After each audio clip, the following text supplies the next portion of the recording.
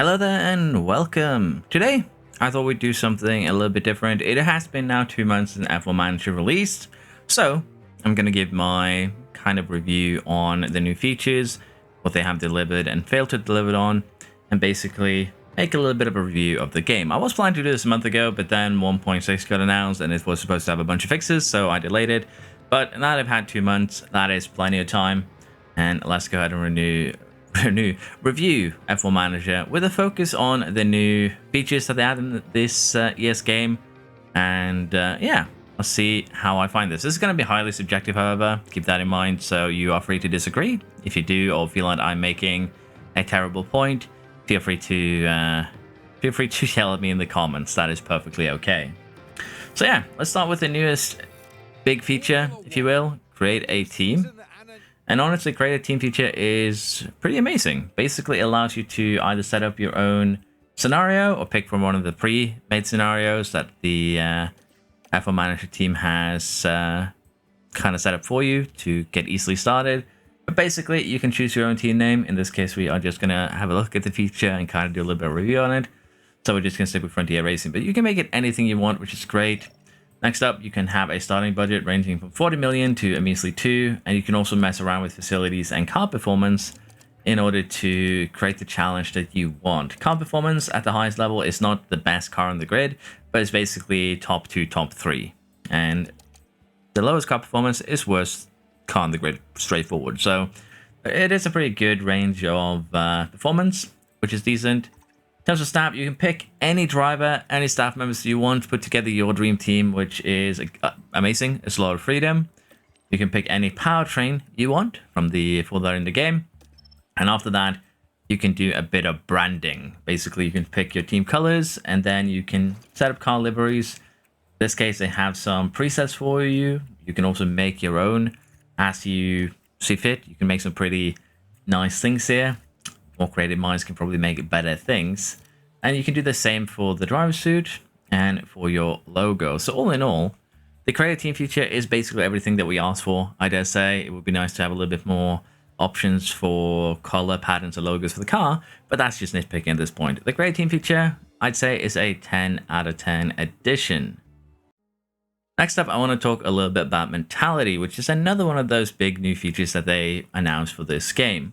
Now, mentality, when it was announced, was that it was going to be part of creating an authentic F1 management experience, and that star drivers could only be good news for your team. But this year, you will need to consider how this impacts the other driver and support staff. It doesn't impact drivers and support staff negatively to have a star driver. This is just straight up a lie. If your star driver is dominating, you might find that your driver feels undervalued. Yes, they'll get a slight debuff to the mentality, but no one close to being undervalued. And the weak link in your staff will only cause delays or deliver poor results, but also impact the morale of the team. This is also a lie, because they don't actually cause delays. They don't really deliver poor results either. So this entire paragraph here that they start the mentality off with is things that aren't actually in the game, in my opinion, and that already sets a really, really bad precedent for the mentality system as a whole. Now, mentality brings a whole new set of dynamics to the table, create new and unpredictable challenges for you to overcome and lead your team to victory, and this is also just straight up untrue. Now, basically, mentality was supposed to be a way for you to basically deal with new problems, deal with personalities, conflicts within your team, your drivers having positive or negative interactions. But the reality of the situation is that it does not do that at all. And particularly, the part down here that says that the mentality system is a dynamic feature based on real-world data that considers the current situation and history of your teammates, both to create their own personality, demands, and reactions to in-world events. The system is always evolving and considering new developments. So the mentality of your team members will change and evolve as they grow. A lower-rated or younger driver is much more likely to be patient with a slower car than multiple-time world champion looking to secure another title as soon as possible. This is also very rare. There's very few drivers that actually do this. So basically, most of the things that are said in this isn't actually present in the game. To explain why I feel like they lied to us in terms of what mentality was going to be, we're going to take a look at Sauber at the start of the game and their mentality. Now, first off, mentality is basically a +8 to a -8 debuff depending on if your staff and drivers are enthusiastic or demoralized, which means that a demoralized one going to enthusiastic would be a 16 positive gain in overall. In overall here, it means that he's gained 16 in every single stat. Now, if you go from neutral to enthusiastic, that's a +8 to every single stat, which can be pretty huge. Like, real huge. If you take an 85 overall driver, you make him enthusiastic, so he's now 93, and then you buff his confidence to maximum or peak during a race, you now have a 100 pace stat driver. You can turn an 85 driver into a driver better than Verstappen, potentially. And that is a bad outlook.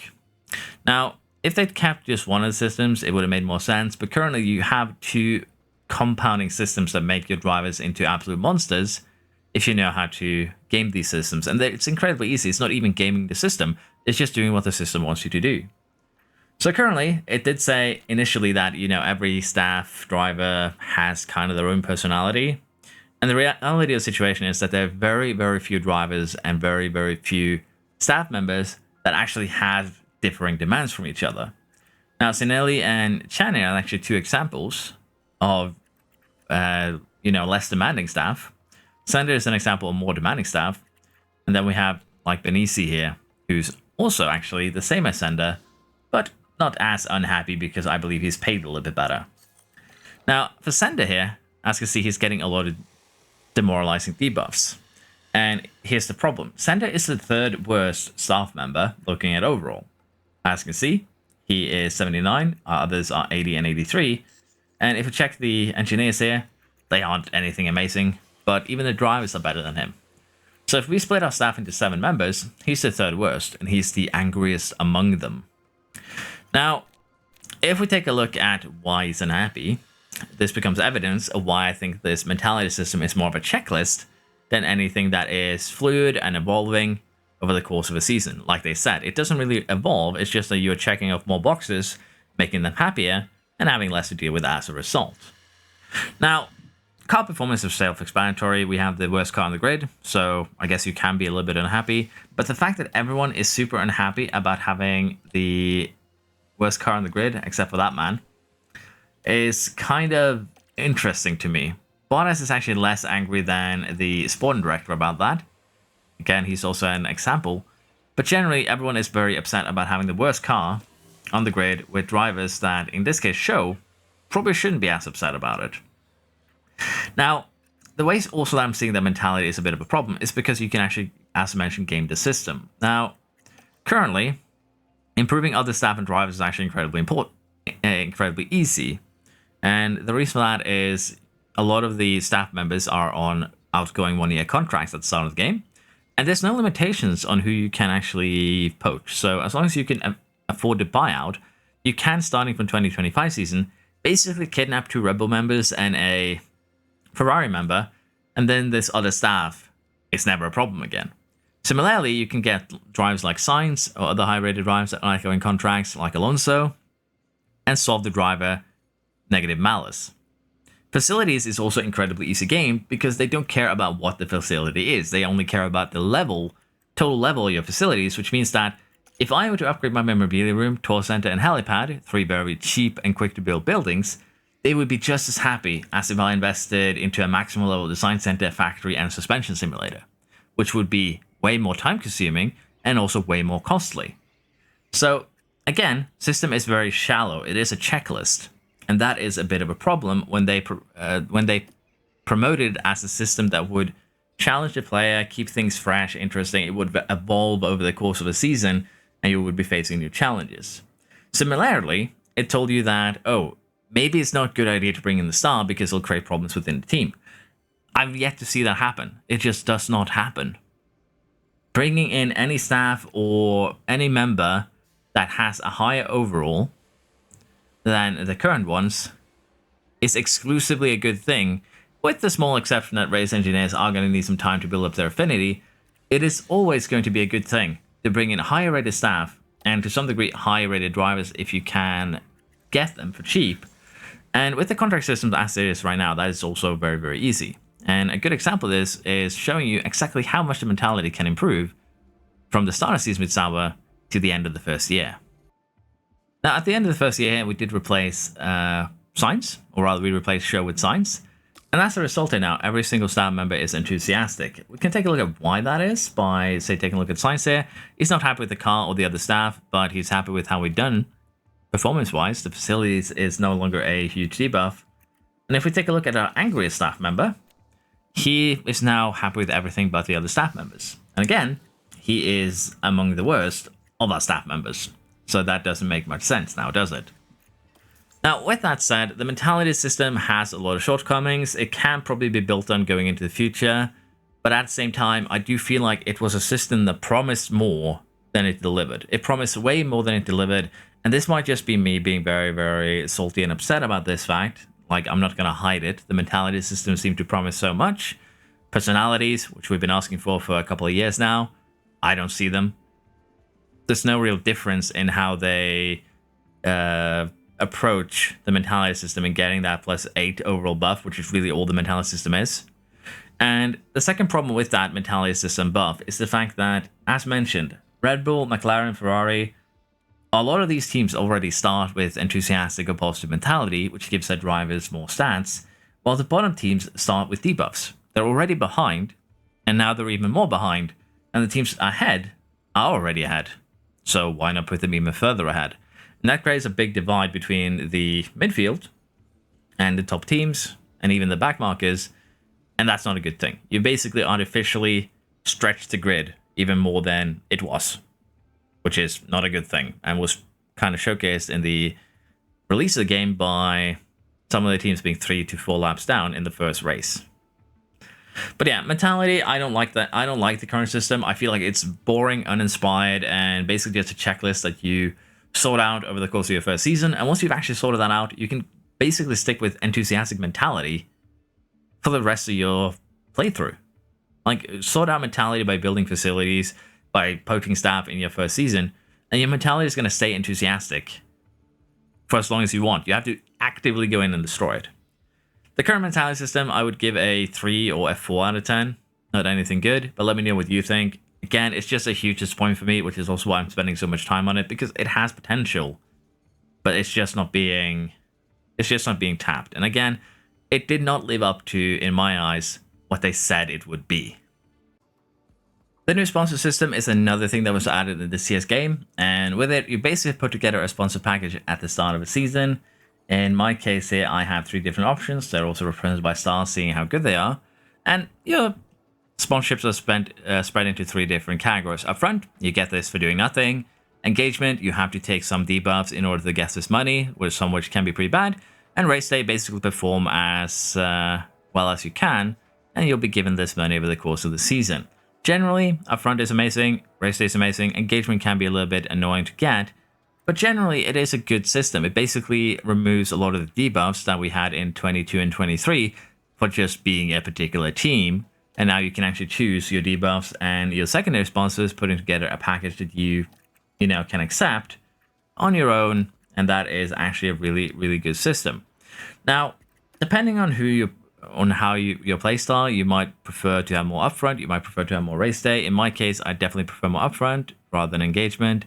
But the new sponsorship system is actually pretty amazing, if you ask me, for the fact that the reason is that, as mentioned, you can get rid of any sort of negative effects for your team, and it just makes much more sense that you can choose where your money comes from. Now, every 6 weeks or so, you get a sponsor engagement where you have to basically try and score enough points by taking debuffs to get this. But the new sponsorships are a very, very good system. I do like it a lot better than the old system. Could probably have a couple of upgrades, but this alone is just straight up a 9 out of 10 for me. When it comes to contracts, I do like the new contract system where you can actually take a look at what drivers want with this bar. It's pretty good. I don't like the new poaching system that came with it, because the AI logic is pretty bad in the sense that the AI does some pretty stupid stuff. And Verstappen is probably the best example, because we have Verstappen as an affiliate in Alpine in 2025. And here's the kicker, it didn't cost us a penny because Verstappen was replaced. And a free agent at the start of the 2025 season. Now, I didn't pick him up for the very simple reason that I'm doing something else with this save, which is the Alpine speedrun. But if we take a look at the current drivers for Red Bull, they picked up Sainz and Norris. So basically, we could argue that they replaced Verstappen with Norris, which is probably not the worst thing ever. But why didn't McLaren take advantage of that and pick up Verstappen instead of Drugovich? What on earth compelled them to do this instead? And that's a bit of a problem that you're going to be seeing. AI making very, very stupid choices, both when it comes to staff contracts and also driver contracts. The poaching is a little bit haywire. And also, to make matters worse, the AI doesn't actually pay anything when they poach your drivers and staff. You don't get paid for that. So poaching is such a very, very negative thing. And also, as I mentioned here, you can kind of see that we went ahead and poached a lot of good staff here. Balbo, Back, Wheatley. We basically kidnapped the Red Bull boys. And this is something that I feel you shouldn't be able to do as Alpine, particularly early in the second year. These guys would have a lot better offer from different places. It's not realistic. It's not... I hate to say that. I hate to use the realism argument here. But there's no reality where the entire Red Bull team goes to Alpine. And there's no reality where Max Verstappen is a free agent in the second season. So already the contract system is failing just based on looking at that. Now, in 22 and 23, there was some limitation that you needed to have a certain amount of, what should I call it, prestige or rating in order to pick these guys up on a contract. They've completely done away with that. You can sign anyone at any time, no problem. And to add to this kind of problem, as I mentioned, as you can see, there is free agents in terms of the top 11 here, technical chiefs. 3 of them are free agents. Check the aerodynamics heads. Again, 3 of them are free agents. Race engineers, we have GP and Adami as free agents, as well as Hugh Bird. And who did Red Bull replace him with? Joseph, which is fine. That makes sense. He brought in Norris's engineer. That actually does make sense. It's a clever move. But the problem here is that Meadows is a free agent, Rouse is a free agent, and it's not a good thing that a lot of these high-level staff members just don't get picked up. And if we take a look here, you can see that Ferrari has elected to pick a 79 sporting director over the 90 Meadows, who is a free agent. And similarly here, why is Williams head of aerodynamics the second worst option out there when they're better free agents? You could say money is a bit of an issue, maybe, but we have Mercedes with the lowest rated technical chief. We have Haas and, again, Williams with low technical chiefs. And this also goes back to what I said with mentality. The AI tanks their mentality by doing silly choices with their staff, meaning that you get an easy time as a player. And if we go ahead and look here, what is the worst race engineer that's employed? It's a 79 rated one in Ferrari, because Ferrari loves that. To be fair though, Sauber starts with a 74 rated one, so it's not the worst you've ever seen. But it is a problem that contracts just are so incredibly fluid, in the sense that the AI doesn't respect poaching rules in terms of they have to pay. And also they would rather poach than keep what they have. If they have the best there is, I'd rather they will chuck them out like yesterday's newspaper and pick someone else. Literally every time. And that is a bit of a problem. I do like the new contract feature, with the sense that you now know what the drivers kind of want. That's great. But until they fix the poaching issue, until they fix the insane transfers, I have to give contracts probably 5 out of 10. I'm sorry. That's just how it is.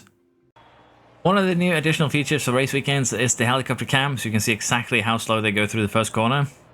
But yeah, the helicopter cam is actually a pretty nice new addition. It just makes the races a lot nicer to look at, I dare say. Similar to the driver cam from last year. It's just a very good addition. I don't think I need to grade it, but it is a nice addition together. Now, something that they've also done different with this year's game is that they made drivers far more aggressive with overtaking into corners. And you are probably going to see a couple of examples of this, but this also means that making a car based on cornering is incredibly powerful, as they have a very, very easy time getting overtakes done. Now, the aggressive cornering, you could argue that it is a little bit too much, but it does make overtaking far more likely to happen on track, and to some degree it does make the game more fun. It's a bit of realism that I might be able to overlook, but generally it might be overtuned a little bit, to be fair. But it's nice that they focused on the race engine to allow overtakes now to be more likely to happen in corners. Another thing that had also added this year, which I can't really showcase too hard here, is the fact that now your parts you can develop failures, but we'll take a look at that a little bit later, see if something happens in this race. If not, I'll talk about them afterwards because we already have some examples on some of our other parts. But yeah, the new camera angle, more aggressive overtaking corners, I am a fan of both of them. It does make the game more exciting, if you will. So with that, let's see what we can do with the mechanical failures. So with the new mechanical failure system, we now have mechanical faults that can appear on the car. And in some cases, these are going to be terminal, like what we're seeing with Bottas here. Generally, you are going to get these failures if you are running lower wear components. In this case, we can actually take a look at Bottas and see exactly why he got this issue and kind of go through what exactly is happening here. So for Bottas, he started with a faulty component to begin with. It had a minor fault at the start of the race that has now escalated into a worse fault, basically, and now it has been bad enough that he has to DNF. And generally, this is because of the fact that the engine has low durability to begin with. Now, generally, components that have lower durability are going to be prime targets for mechanical failures. In this case, we could definitely see potentially Leclerc having some problems with both his ERS and his engine, and also for Poaching, similar with the engine.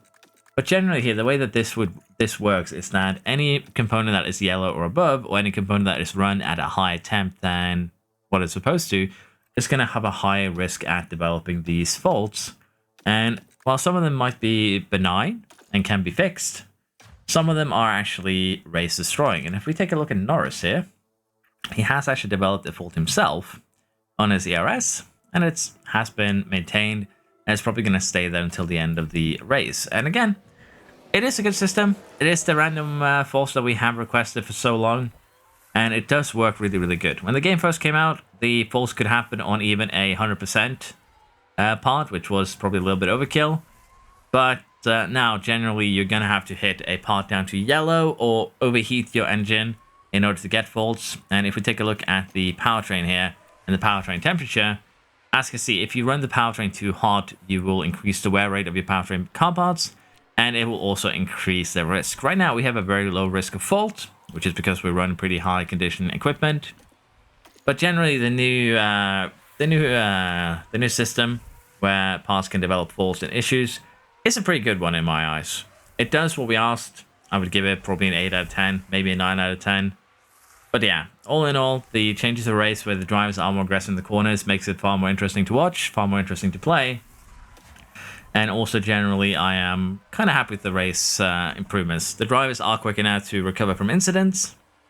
So with that, I don't think there's really much else I can say. Now, this review basically was a mentality rant. Again, let's be honest, but it's just because of my disappointment with that. And also, this is basically the first time I do any sort of proper review or try and do something similar to an actual review rather than just a first look. So let me know what you think. Is there something I focused too much on? aka mentality. Is there something I should have focused more on? Is there something that I missed that you're curious about? Feel free to ask. So yeah, hope you still enjoyed this little piece. I was planning to make this a month ago, but because of the fact that 1.6 came out, it did get delayed. They've now had 2 months, however, so yeah. This is basically going to be the 2 month later review instead of 1 month later review, which I was intending on. But yeah, as a total though, I think I'm going to have to give this game 6, maybe 6.5 out of 10. It still lacks things that was promised, I feel. It is still very buggy, to be fair. They've actually introduced some new bugs in some of the patches as well. They fixed some bugs, but 2 months later it should have been in a much better state. And I feel like this is also something that I should mention, so give me a second. Now, before I end this review, I'd like to go over the Steam charts, and in particular, we're going to take a look at 24, 23, and 22, and take a look at player numbers. So currently, as you can see at the peak here on release, the player numbers were about 12,000. It's about 2,000, 3,000 daily players.